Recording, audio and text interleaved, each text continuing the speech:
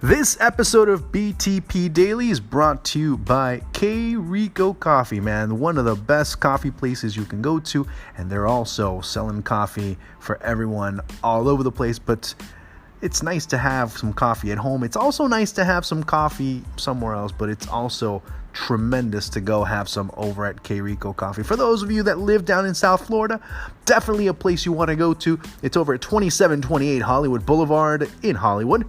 And you will enjoy it. JR and the gang have some tremendous coffee, have some tremendous types of coffee recipes and all this other good stuff that you will definitely enjoy. But more what you will enjoy, other than the coffee, let me be completely honest with you on this one, is the people. You go in there, you chat, they talk. What a concept, right? People talking nowadays face to face and, actually caring about what you say. And no need to really look at your cell phone in any way, shape, or form. Yeah, K Rico Coffee gives you that more human experience, that human touch, because they care so much about their craft, but they also care so much about making you, the consumer, happy with your cup of coffee. Whatever type of coffee you might like, everybody has different tastes, everybody has different likes. K Rico Coffee has it for you. K Rico Coffee. It's the people that make coffee good.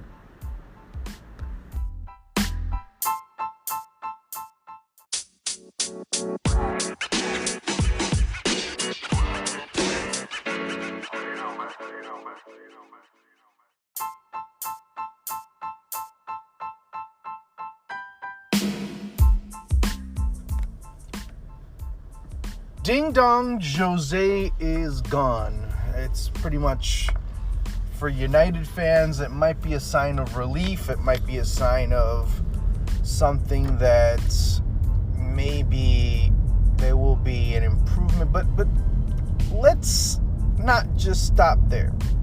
Let's take this conversation in two different directions. Number one, let's talk about Jose Mourinho, the man. Jose Mourinho, what he's become. Or Jose Mourinho, what he didn't become in his coaching evolution. Or I guess you could say he involved, or he didn't evolve as far as a coach. He was always the anti-hero, the guy that always stepped up and was able to conquer those that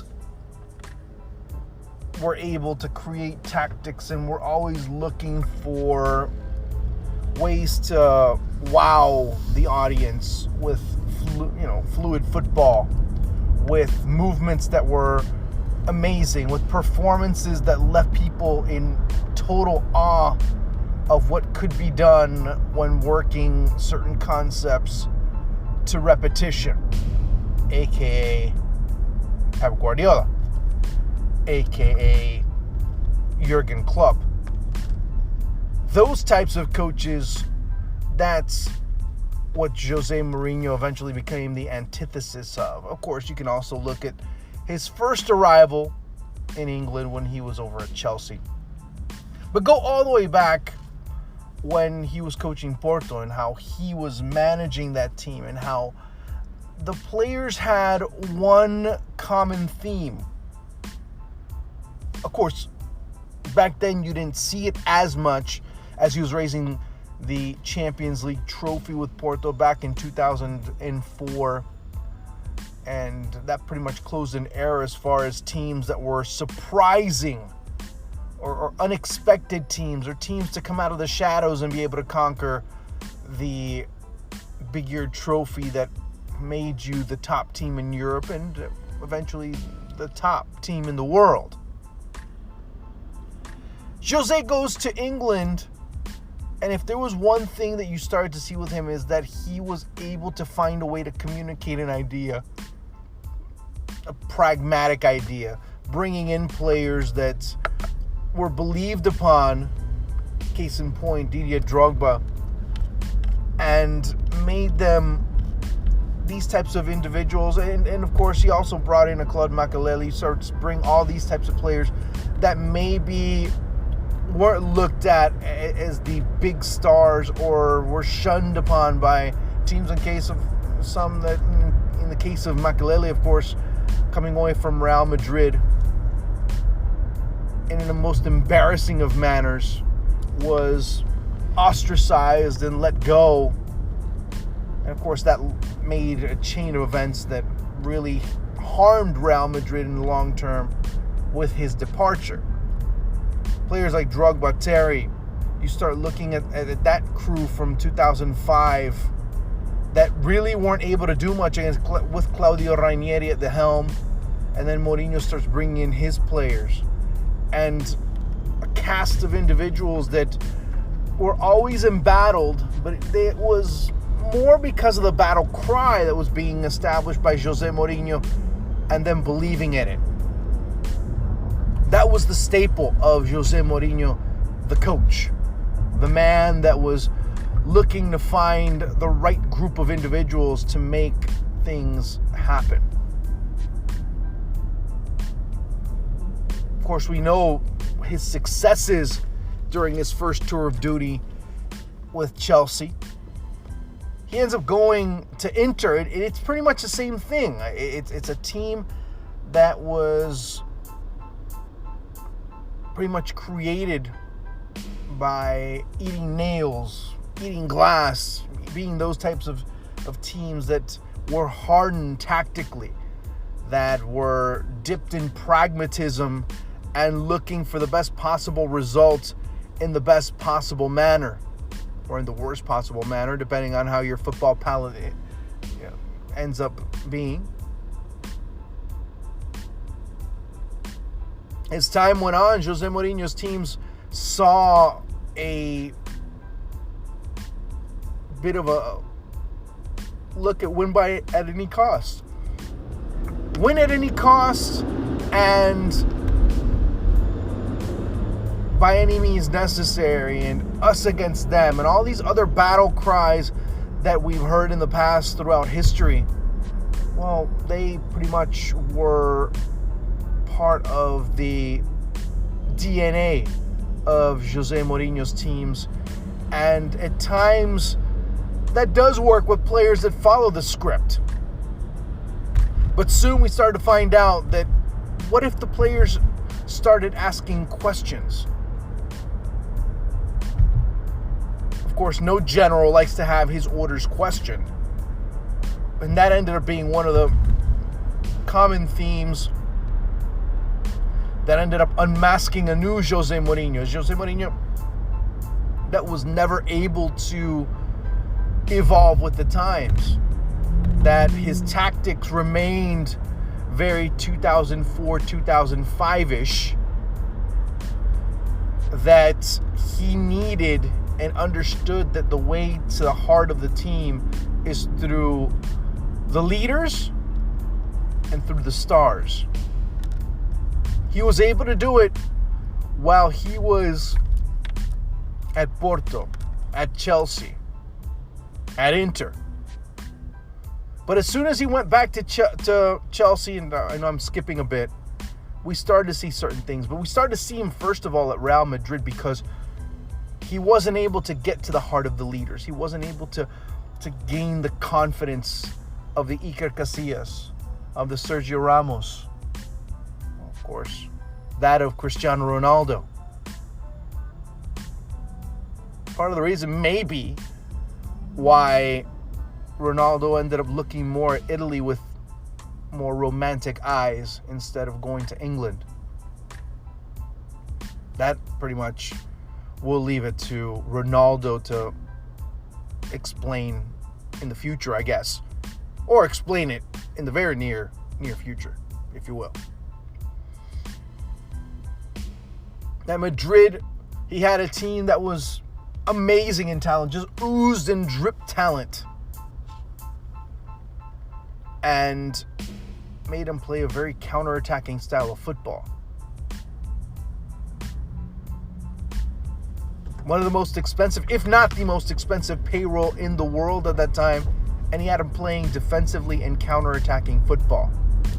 Something that, when it was executed to perfection, it was something of amazement because it seemed like it was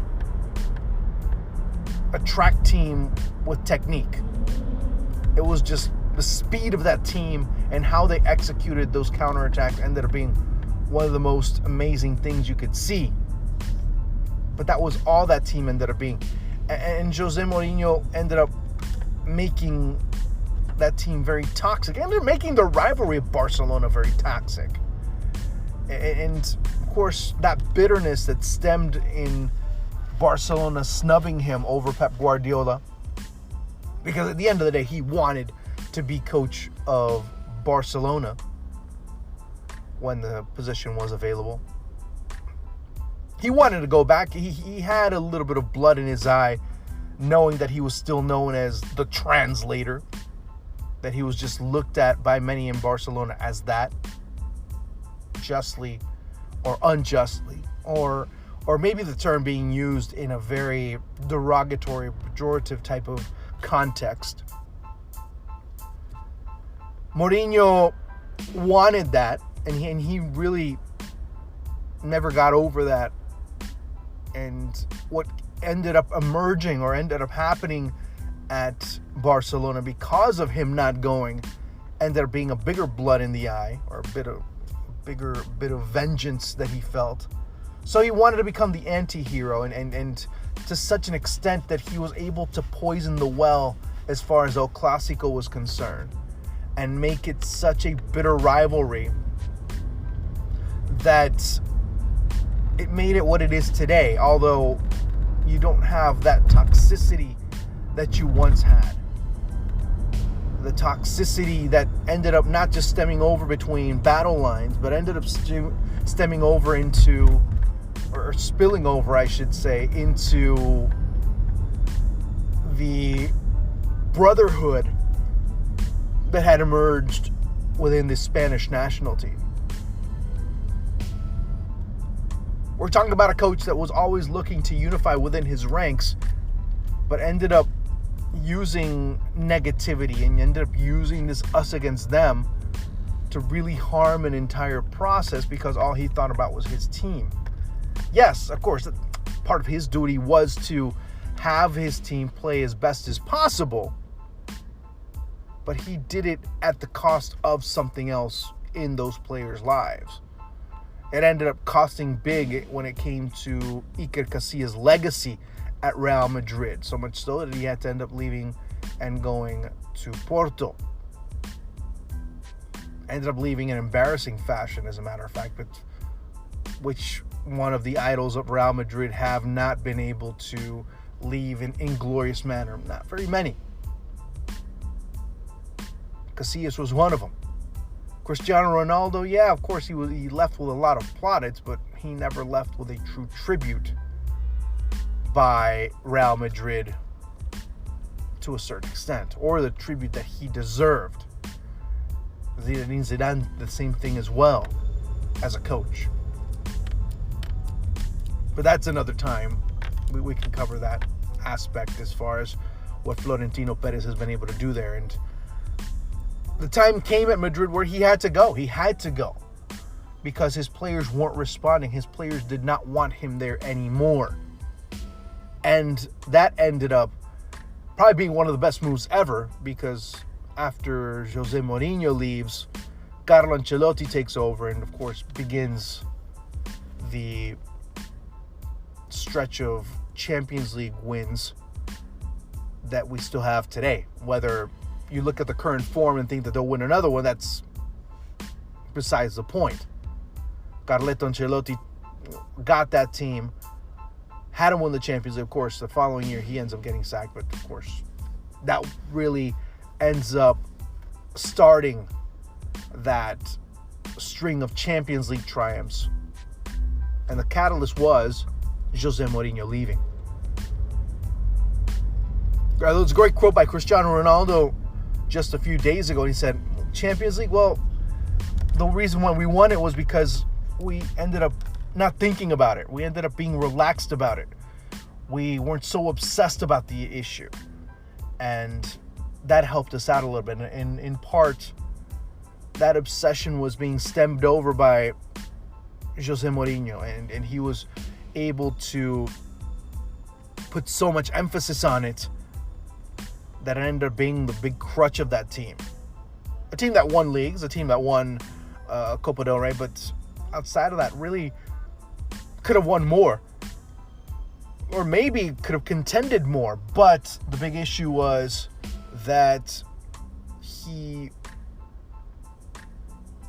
really didn't give the team that dimension, or that extra dimension, or that little extra oomph that was necessary to take that next step, which they did take later on in the future. He goes to Chelsea, and he brings one of his former soldiers. He brings Samuel Eto'o, who on many occasions sacrificed his own personal gains for the collective. But yet he was one of those that always questioned. He was always one of those soldiers that questioned orders. And again, remember what I discussed about not Samuel Eto'o, but soldiers that question their generals or their leaders. They're frowned upon.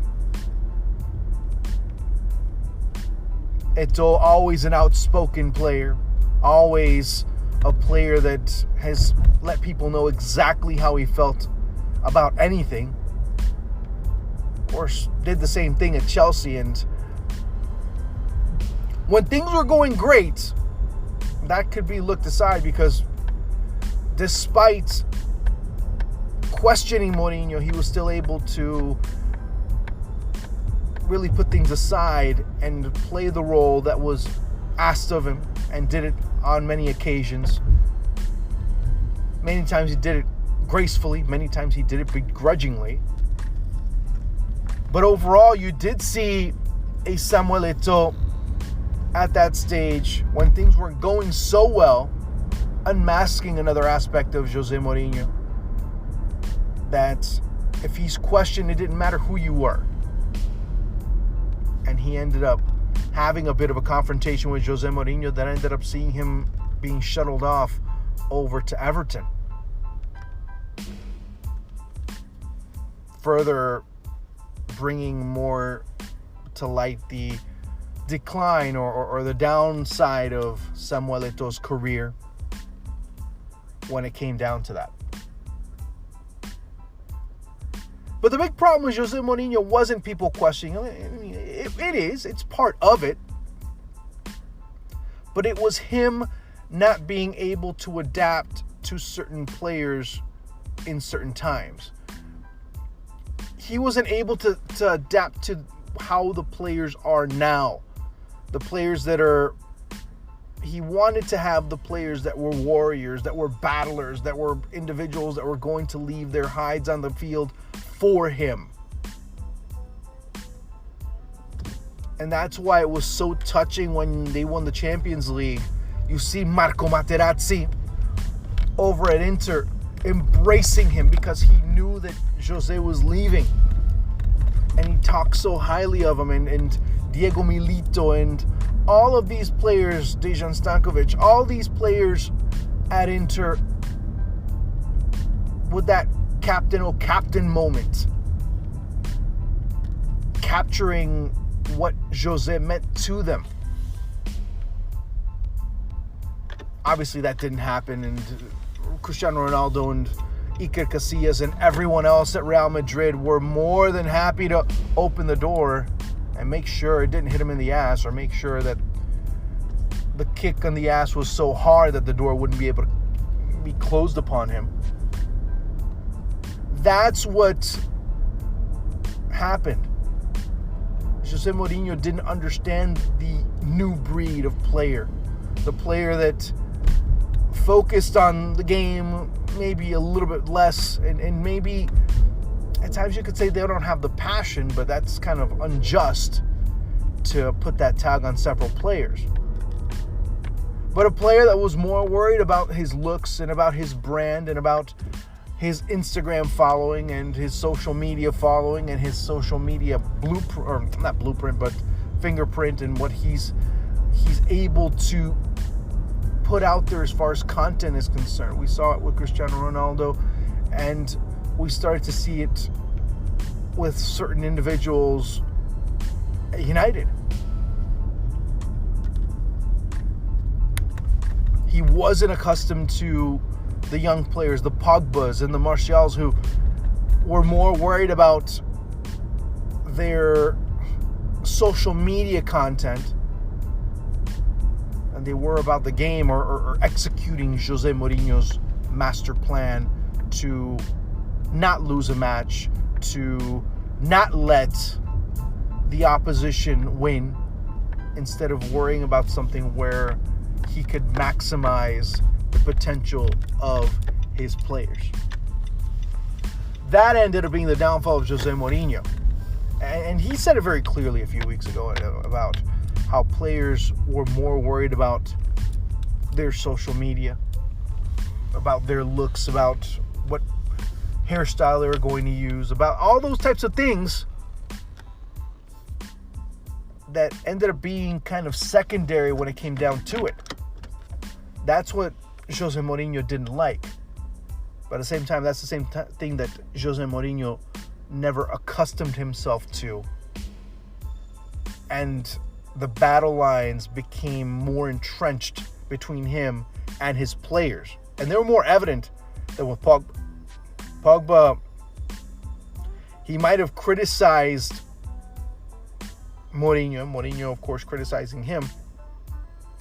But we saw that he can play defense if he needed to, especially in the World Cup. We saw a mature Pogba. But we also saw Mourinho unwilling to budge a bit to be able to look for Pogba's best interest.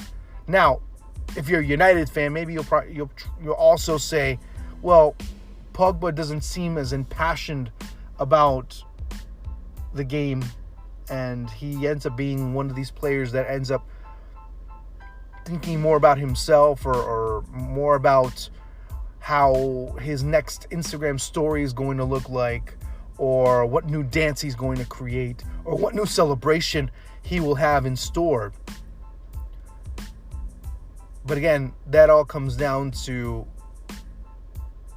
the coach not reaching out and trying to understand the player of today. And for many, it is a tough thing. It is a very difficult thing to try and absorb, but it's a reality. One of the many realities that Jose Mourinho really never kept in mind and kind of dismissed in certain aspects, thus leading to his slow but slippery downfall from the elite of coaching in the game of football.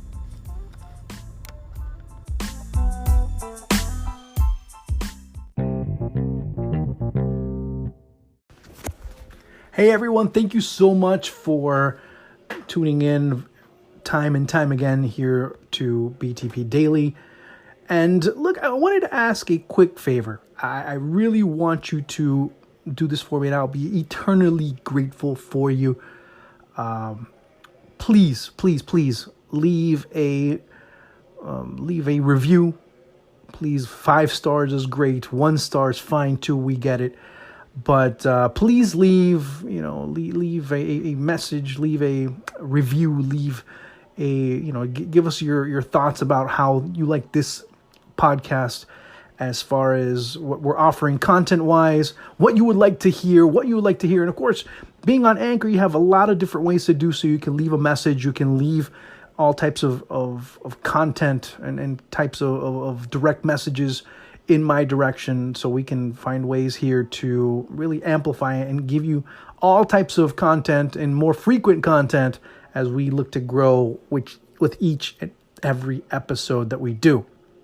Make sure you do it on iTunes. Make sure you do it pretty much on every or any of the platforms that we're on. We're pretty much on everything. And I said iTunes, Stitcher, Audio Boom, SoundCloud, whatever you want, we're on it. But make sure that you go and check it out. Give us a rating, leave us a review, because we would be extremely grateful to know which direction we're heading, how we're impacting you, and all those other things that really make this podcast such a great and fun experience for me and of course, everyone else that's involved. Also, make sure you check out Beyond the Pitch, as we have some great content going out there as 2019 starts to creep up. It's a scary thought, but we have a lot more coming in the next few months, in the next year, as we have lots of events in the football world that we'll be focusing our attention on. So make sure you leave that rating. We'll be extremely grateful. Thank you so much. Thank you for being part of the BTP family. Talk to you later. Peace.